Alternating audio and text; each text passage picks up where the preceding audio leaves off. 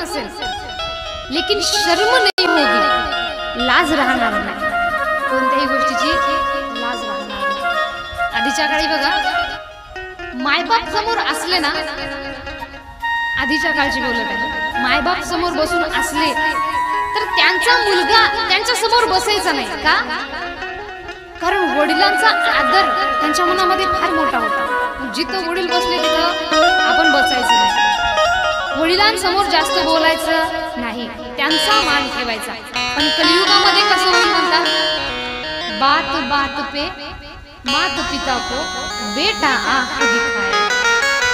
छोट्या छोट्या गोष्टीवर आधीच्या काळी मायबाप लेकरांना थोडंसं दटावून सांगायचे, तसं करू नये। या काळामध्ये मायबापांना लेकरं मायबापांना सांगतात, तुम्हाला कळत नाही, तुम्ही गप्प करा।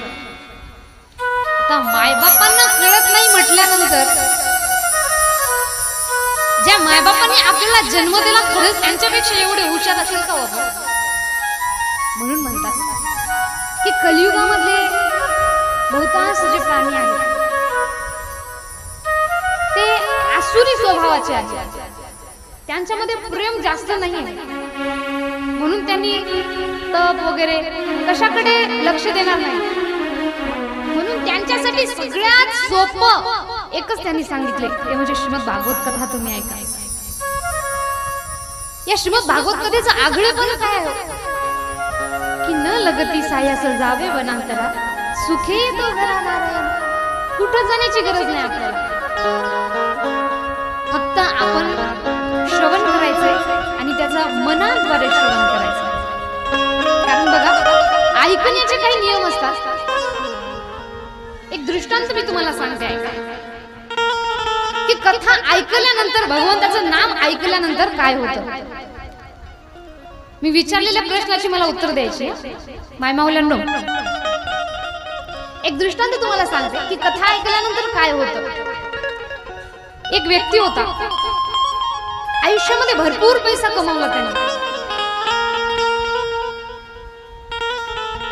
पण कधीच भगवंताचं नाम घेतलं नाही। भगवान विष्णू म्हणजे काय त्याला माहित नाही।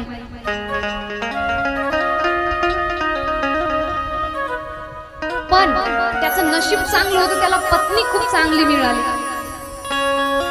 असं म्हणतात ना की नवऱ्याला जर आवडत नसेल तर पत्नीने त्याला भगवत प्रेमाचं वेड लावायचं असतं।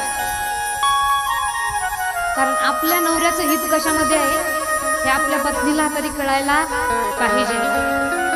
अशा प्रकारे